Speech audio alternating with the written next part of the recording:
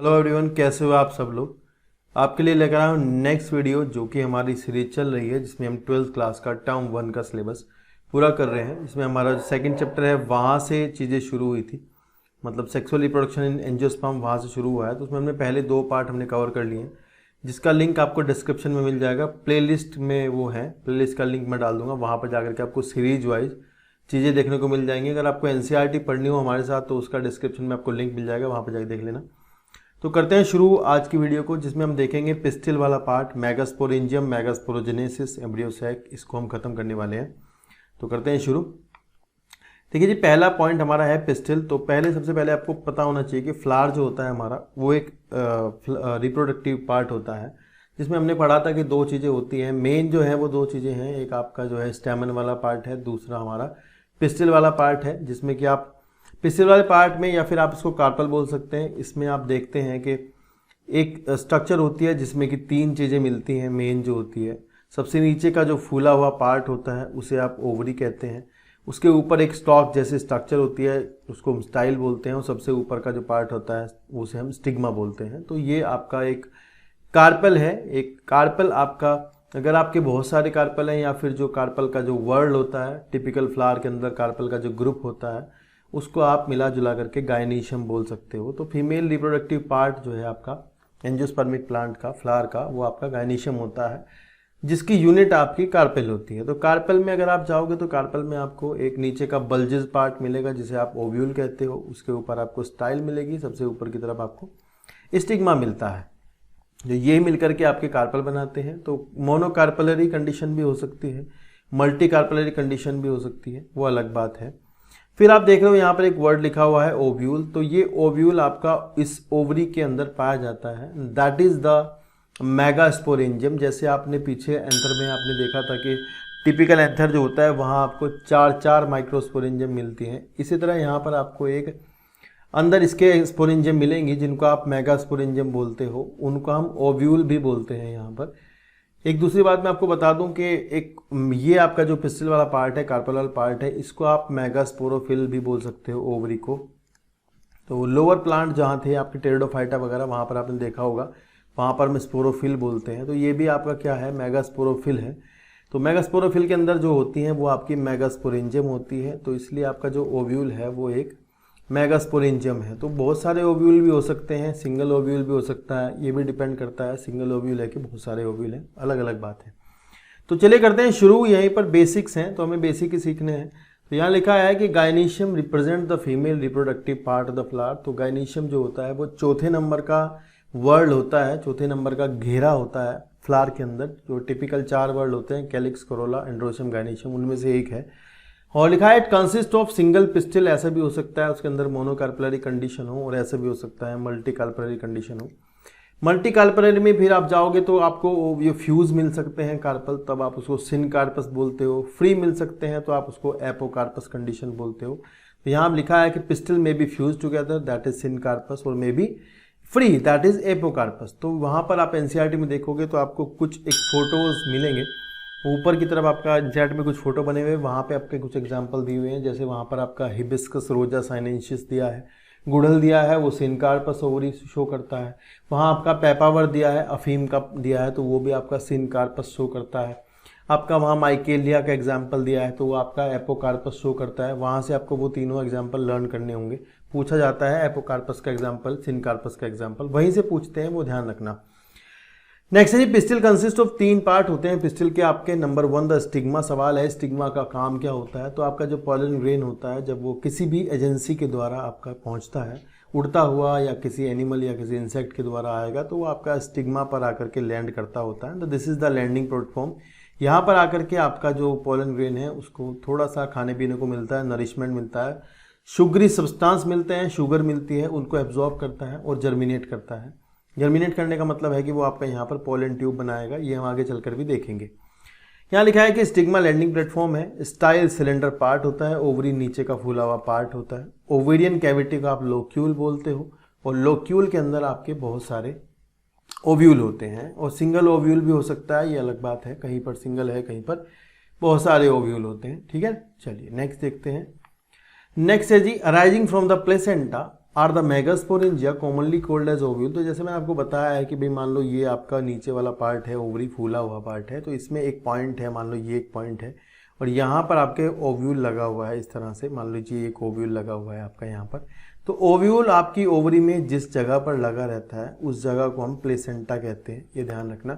तो प्लेसेंटेशन आपने 11th class में पढ़ा ही था, टाइप्स ऑफ प्लेसेंटेशन था, एक्साइल, मार्जिनल और पैराइटल, अलग अलग तरह का, बेसल भी था।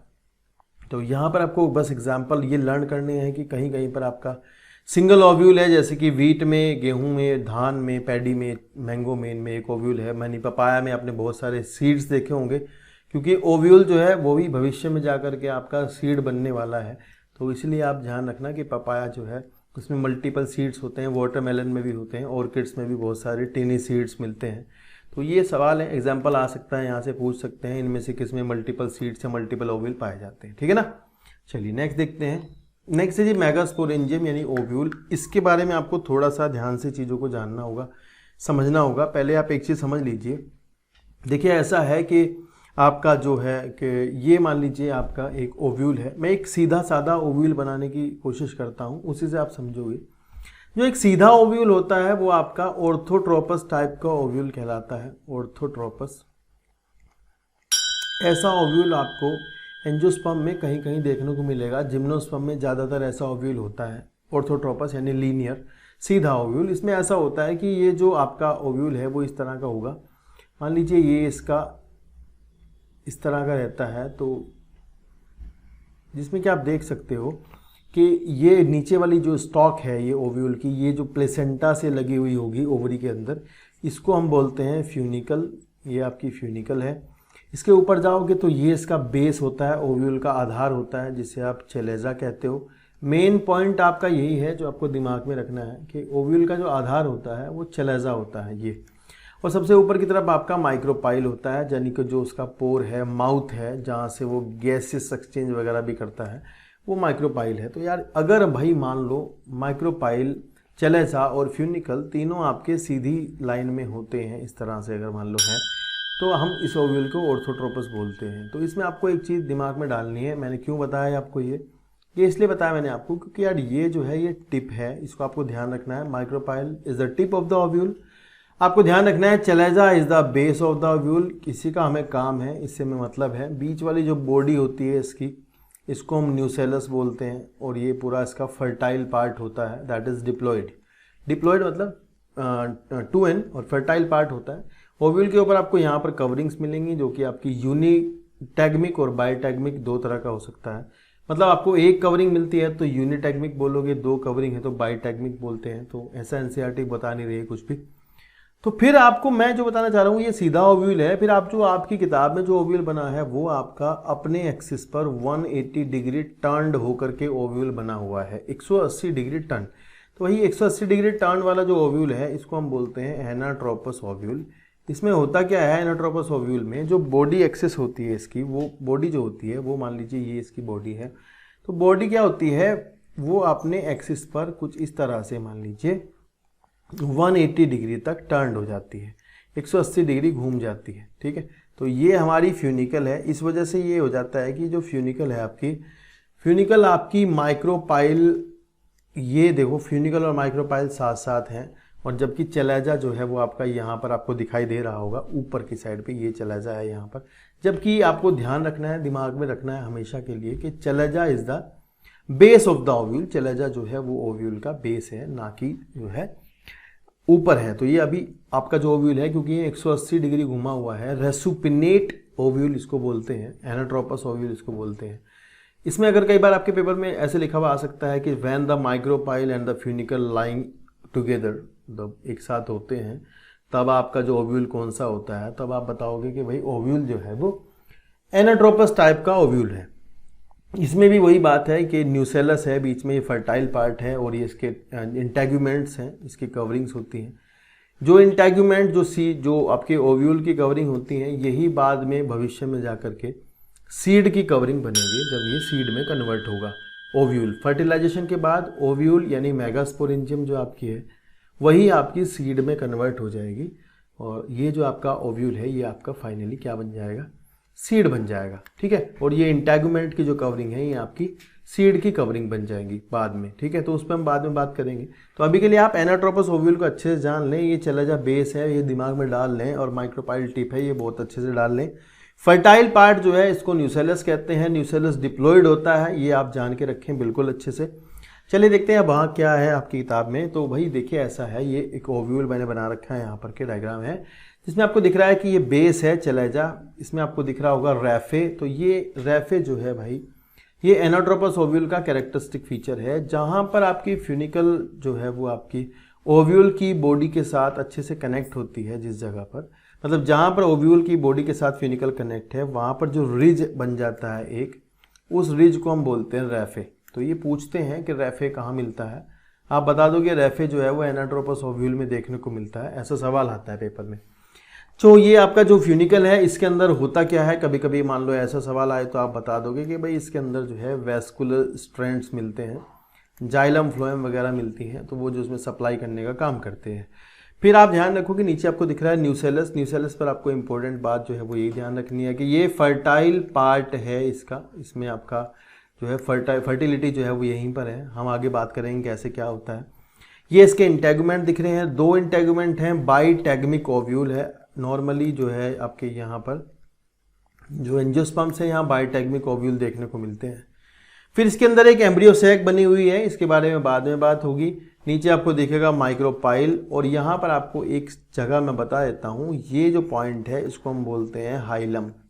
हाइलम जो है वो कनेक्शन पॉइंट है जहाँ फ्यूनिकल जॉइंट लगती है आपको इसमें ओव्यूल के साथ में, ठीक है। तो ये हाइलम कहलाता है, ये भी आपके पेपर में सवाल आता है। तो पढ़ते हैं क्या लिखा है। लिखा है फ्यूनिकल क्या है, तो भाई ध्यान रखना फ्यूनिकल जो है वो स्टॉक ऑफ द ओव्यूल है by which it attach to the placenta.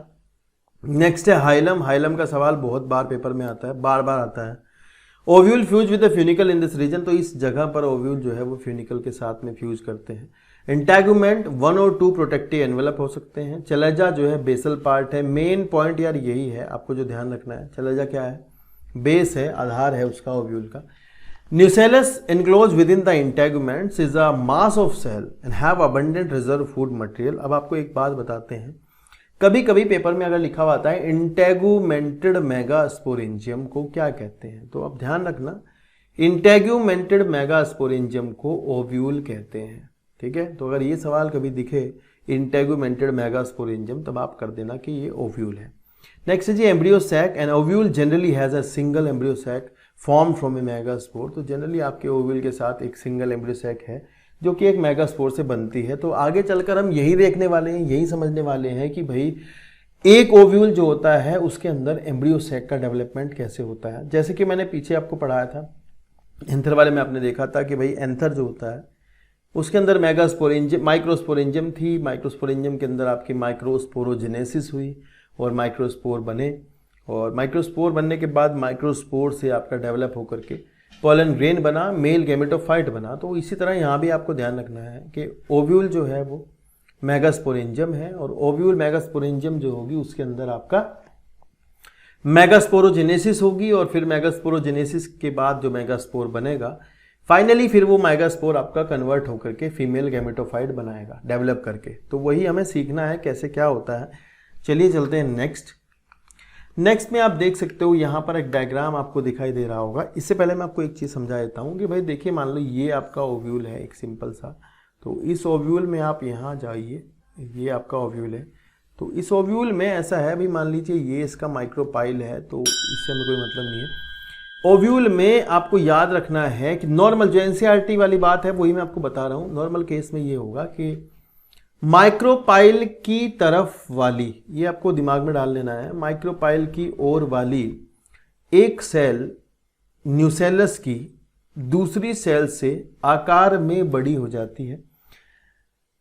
A cell towards the micropyle increase in size and act as a megaspore mother cell. Megaspore mother cell ऐसे बन जाती है। तो एनसीईआरटी ने यही लिखा है, तो मैं यही बताऊंगा क्योंकि और भी केस हैं यहाँ पर वो नहीं जानने हैं। तो megaspore mother cell is a diploid cell, ये आपकी एक डिप्लॉयड सेल होती है। न्यूसेलस की जो सेल्स थी, न्यूसेलस की सेल में से ही एक सेल आपकी मेगास्पोर मदर सेल बन जाती है, न्यूसेलस वाली सेल्स में से ही। और फिर माइक्रोपाइल की तरफ वाली सेल होती है, ये आप ध्यान रखना, ये इंपॉर्टेंट बात है जो आपको बता रहा हूँ, यही ध्यान रखनी है। और इसमें अब ये होगा कि जो ये सेल है मेगास्पोर मदर सेल, इसमें आपकी मियोसिस होगी। अगर हम बात करें तो ये आपकी मेगास्पोर मदर सेल है, मान लीजिए इसमें आपकी मियोसिस होती है, मियोसिस। तो मेगास्पोर मदर सेल में मियोसिस के बाद आपको पता है 4 सेल बनती हैं, हमेशा मियोसिस होती है तो आपकी 4 सेल बनती हैं।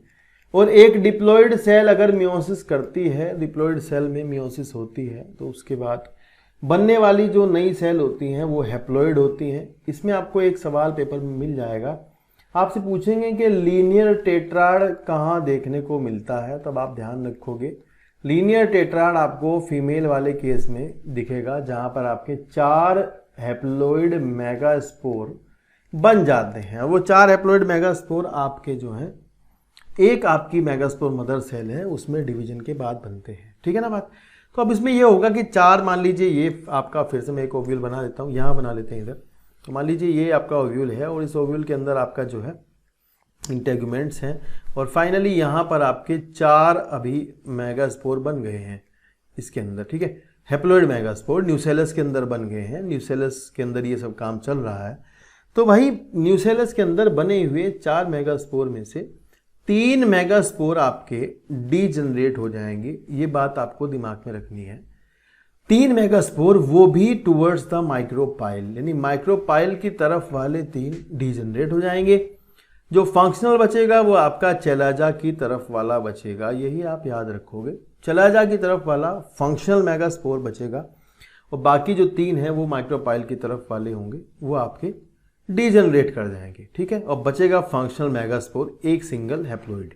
तो यही हम बात अब आगे करने वाले हैं कि बचा हुआ सिंगल मेगास्पोर जो होगा वो आपका किस तरह से फाइनल आगे चल करके किस तरह से आपका वो डेवलप होकर के फीमेल गैमेटोफाइट बनाता है, इस पर बात करने वाले हैं। तो देखते हैं क्या है। देखिए ऐसे है जी, सामने आपको डायग्राम दिखाई दे रहा होगा कि एक मेगास्पोर मदर सेल है ये आपकी। एक बात ध्यान रखोगे भाई, ये मेगास्पोर मदर सेल आपकी डिप्लॉइड मेगास्पोर मदर सेल होती है, जिसमें कि मियोसिस 1 होगी, मियोसिस 2 होगी, 4 मेगास्पोर बनेंगे, 3 डीजनरेट हो जाएंगे। ध्यान रखना है चलेजा की तरफ वाला फंक्शनल है, माइक्रोपाइल की तरफ वाले डीजनरेट हो गए हैं। ये मैं आपको नॉर्मल पढ़ा रहा हूँ, जो नॉर्मल है, जो एक्सेप्शन हम नहीं पढ़ रहे हैं।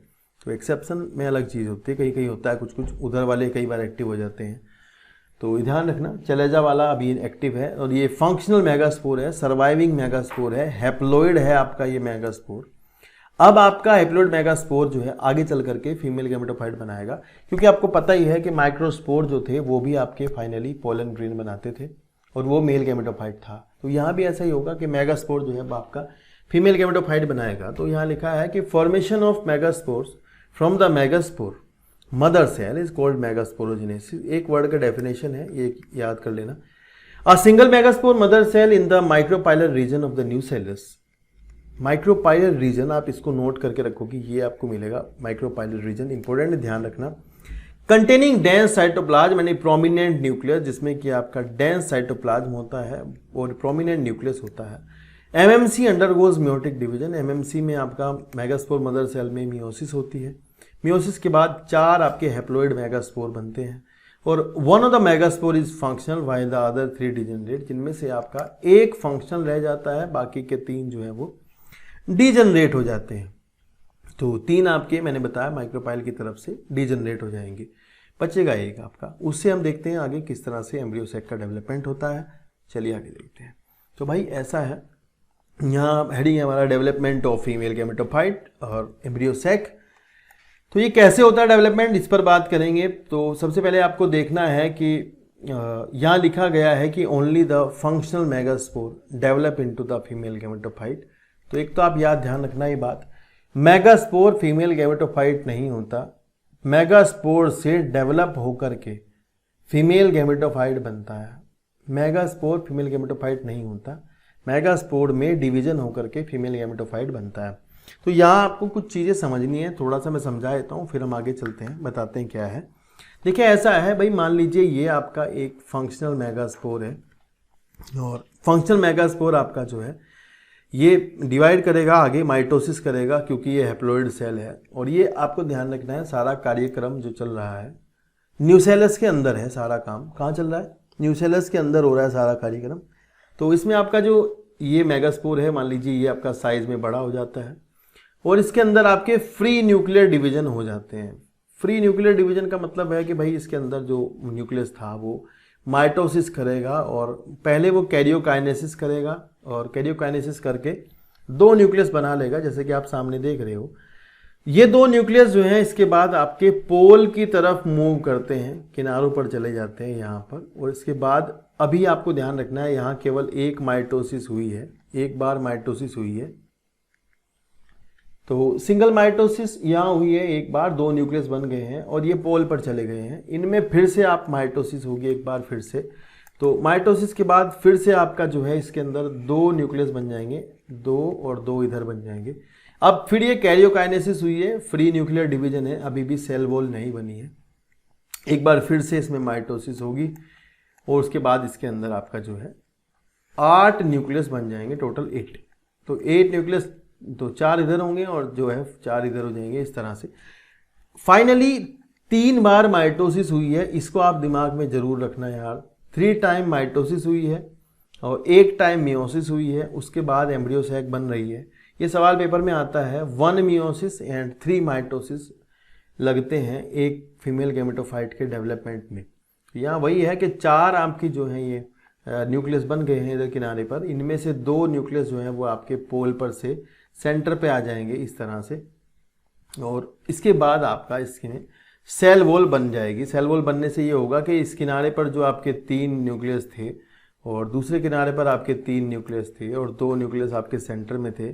तो मतलब यहाँ पर आपकी 3 सेल हो जाएंगी, इस तरह से मान लो हो जाती है। और आपकी 3 सेल आपकी इधर हो जाती हैं दूसरे पोल पर और बीच में आपकी बड़ी सी सेंट्रल सेल है और सेंट्रल सेल में आपके 2 न्यूक्लियस हैं इस तरह से, ठीक है। तो इसमें आपको ध्यान रखना है चलेजा की तरफ वाली जो आपकी सेल्स हैं 3, चलेजा की तरफ वाली को आप बोलते हो एंटीपोडल, ये आप ध्यान रखोगे। Towards the chalaza 3 antipodal cells are present. कोई फंक्शन इनका पता नहीं है, क्या फंक्शन है अभी तक नहीं पता है। नीचे आपकी 3 सेल दिख रही हैं, ये तीनों सेल में से आपकी 2 सेल जो हैं ये आपकी सिनर्जिड हैं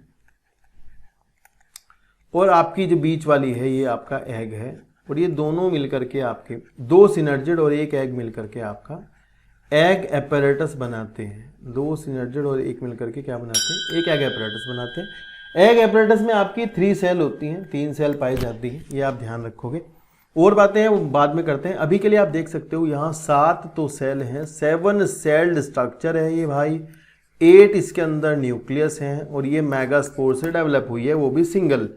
तो सिंगल मेगास्पोर ने डेवलप करके 3 माइटोसिस, ये दिमाग में डाल लो कि 3 माइटोसिस हुई हैं, उसके बाद आपका एक स्ट्रक्चर बनी है जिसमें कि 7 सेल हैं और जो आपके हैं 8 न्यूक्लियस हैं। सेंट्रल सेल जो है उसमें आपके 2 न्यूक्लियस हैं। सारी स्ट्रक्चर आपकी हैप्लॉइड है, एन है, ये आपको जरूर याद रखना होगा, ठीक है जी। तो अभी जो बन गया आपके सामने ये एक फीमेल गैमेटोफाइट है और हैप्लॉइड है और एम्ब्रियो सैक इसी को बोलते हैं, ठीक है ना। तो चलते हैं फिर अब देखते हैं क्या है आगे की चीज। देखो यहाँ पर आपको एक डायग्राम यहाँ भी दिख रहा होगा। आपकी जो मदर सेल थी 4 मेगास्पोर बने, एक आपका बच गया है फंक्शनल ने फिर आपके देखो दो न्यूक्लियस बनाए हैं माइटोसिस करके, फिर इसमें 4 बन गए हैं, फिर से आपके 8 हो गए थे और इन्होंने 3 आपकी एंटीपोडल सेल बना ली हैं जो कि चलेजा की तरफ है। 3 आपकी इधर हो जाती हैं जिनमें से एक एग है, 2 सिनर्जिड हैं, दोनों एग एपैरेटस बनाते हैं मिल करके। फिर यहाँ पर आपकी जो है इस तरह से अच्छे से असेंबल हो जाती हैं और एक फाइनल स्ट्रक्चर बनती है जो कि आपकी है एम्ब्रियो सैक। तो एम्ब्रियो सैक एक हैप्लॉइड स्ट्रक्चर है, 7 सेल्ड 8 न्यूक्लिएट स्ट्रक्चर है, ये आप ध्यान रखोगे, ठीक है ना जी। चलिए सेंट्रल में आपका एक बात बताऊं मैं, सेंटर वाले जो 2 न्यूक्लियस हैं अभी बता देता हूं ये बात। सेंटर में जो 2 न्यूक्लियस हैं पहले तो वो अलग अलग रहते हैं दोनों के दोनों, बाद में जब फर्टिलाइजेशन होना होता है उस टाइम पर दोनों जुड़ जाते हैं और डिप्लॉयड हो जाते हैं, तब वो सेकेंडरी न्यूक्लियस फॉर्म करते हैं। तो सेंटर में जो हो जाता है बाद में, मैं बता रहा हूँ अभी नहीं, at the time of the fertilization the central nucleus will fuse together to form the secondary nucleus and that is the diploid nucleus. तो सेंट्रल वाला आपका डिप्लॉयड हो जाता है बाद में, अभी नहीं, अभी वो आपका अलग अलग ही हैं दोनों। और आपका जो ये एक सवाल मैं बता देता हूँ, जो आपकी एम्ब्रियो सैक है उसको जो कवर करके रखा है, उसको जो घेर रखा है वो मेगास्पोर की वॉल है, क्योंकि मेगास्पोर से ही सब कुछ बना है। तो इसके चारों तरफ पाई जानी वॉल जो होगी वो आपकी मेगास्पोर की वॉल होगी, ठीक है। चलिए जी, आगे क्या है मोनोस्पोरिक डेवलपमेंट। ये आपके पेपर में बहुत ज़्यादा पूछते हैं। मोनोस्पोरिक डेवलपमेंट इसलिए बोलते हैं क्योंकि सिंगल मोनोस्पोर मतलब सिंगल स्पोर था, उससे आपका डेवलप हुई है embryo sac.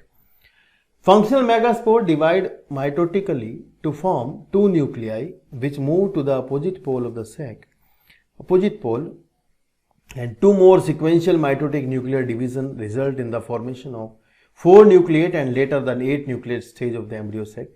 Mitotic division are strictly free nuclear। ये सवाल आपके पेपर में आता है, इसको जरूर ध्यान कर लेना भाई, बहुत इंपॉर्टेंट है ये बात। तो जो डिवीजन है वो फ्री न्यूक्लियर है, उनमें आपका सेल वॉल बार बार नहीं आ रही है। एंड 6 ऑफ द 8 न्यूक्लियाई, 6 जो है उन पे सेल वॉल आ जाती है, एक सेंटर में बड़ी सेल बचती है, उसे सेंट्रल सेल कहते हैं। And organise into cells remaining 2 nuclei called the polar nuclei, क्योंकि वो पोल से सेंटर पे आते हैं इसलिए आप उनको पोलर न्यूक्लियाई बोलते हो। सेंटर पे पोल से आते हैं, ध्यान रखना, इसलिए पोलर न्यूक्लियाई बोलते हो। और वो आपके मेन जो सवाल है वो ये है, situated below the egg apparatus. भाई देखो ऐसा बताया मैंने, चलेजा इज द बेस, तो ये दिमाग में डाल लो, चलेजा बेस है। जब चलेजा बेस है तो भाई मेरे वो आपका एग एपरेटस के नीचे ही होगा। पोलर न्यूक्लियाई एग एपरेटस के नीचे ही होंगे। देख लो, ये आपके एम्ब्रियो सैक है और ये पोलर न्यूक्लियाई है और ये एग एपरेटस है नीचे और ये आपका चलेजा है और ये एंटीपोडल है। तो चलेजा बेस है तो इसलिए आपके पोलर न्यूक्लियाई जो सेंटर वाले हैं ये एग एपरेटस के नीचे होंगे, बिलो। आप इसको बिलो बोलोगे, अबव नहीं बोलोगे, ठीक है, ये ध्यान रखना। चलते हैं नेक्स्ट। तो ये आपको डेवलपमेंट समझ में आ ही गया होगा, एक दो बार वीडियो देख लेना, एक दो बार देखोगे तो आपको आ जाएगा, ऐसा कुछ है नहीं। ये जरूर ध्यान रखना कि एक एम्ब्रियो सैक बनाने में एक बार मियोसिस हुई है और आपका एक ध्यान रखना, एक मियोसिस से एक ही मेगास्पोर बनता है और एक ही एम्ब्रियो सैक बनती है, 2-4 ना बना देना। वहाँ फीमेल में आपका हर एक मियोसिस से 4 माइक्रोस्पोर बनते हैं और 4 माइक्रोस्पोर आपके 4 पोलन ग्रेन बनाते हैं, ठीक है ना। तो ये थोड़ा इंपॉर्टेंट बात है, ध्यान रखना। वहाँ पर मियोसिस से बनने वाले चारों माइक्रोस्पोर फंक्शनल होते हैं, यहाँ पर आपका 4 में से एक ही फंक्शनल होता है और वो आपका एक स्ट्रक्चर फॉर्म करता है जो आपके सामने एनसीईआरटी का डायग्राम दिख रहा है। इसमें एक खास चीज़ आपको बता देते हैं जो दिख रही है आपको ध्यान रखना है कि जो आपकी सिनर्जिड है, जो कि हैप्लॉइड सेल्स होती हैं, उनमें आपको कुछ एक्सटेंशन दिखाई देगा माइक्रोपाइल की तरफ। ये माइक्रोपाइलर साइड पर आपको एक एक्सटेंशन दिखाई देता है जिसको हम बोलते हैं फिलीफॉर्म एपरेटस। क्या बोलते हैं? Filiform apparatus. तो भाई जब आपका फाइनली बाद में पोलन ट्यूब आएगी तो पोलन ट्यूब की एंट्री को गाइड करने के लिए, ये इंपॉर्टेंट सवाल है बहुत ज़्यादा, पोलन ट्यूब की एंट्री को गाइड करने के लिए फिलीफॉर्म एपरेटस होता है, जिससे कि आपकी पोलन ट्यूब यहाँ से एंट्री ले जाती है, इसके अंदर घुस जाती है और सिनर्जिड तोड़ती हुई अंदर जाएगी। तो ये बाद में हम देखेंगे, अभी के लिए फिलीफॉर्म एपरेटस का मैं काम बता रहा था वो है। एक चीज़ आपको पता होनी चाहिए कि एक एपरेटस में आपका 3 सेल होती हैं, 2 सिनर्जिड होती हैं जो हैप्लॉइड है, एक एग सेल होती है। टूवर्ड्स द माइक्रोपाइलर एंड पर होती हैं आपकी ये। फिलीफॉर्म एपरेटस क्या होता है? Spherical cellular thickening in the synergid at the micropylar tip, it guide the entry of the pollen tube into the synergid. तो इनका काम होता है कि ये पोलन ट्यूब की एंट्री को गाइड करती हैं सिनर्जिड की तरफ। नेक्स्ट है जी एंटीपोडल। तो एंटीपोडल में 3 टूवर्ड्स द चेलेजा, 3 आपकी टूवर्ड्स द चेलेजा होती है।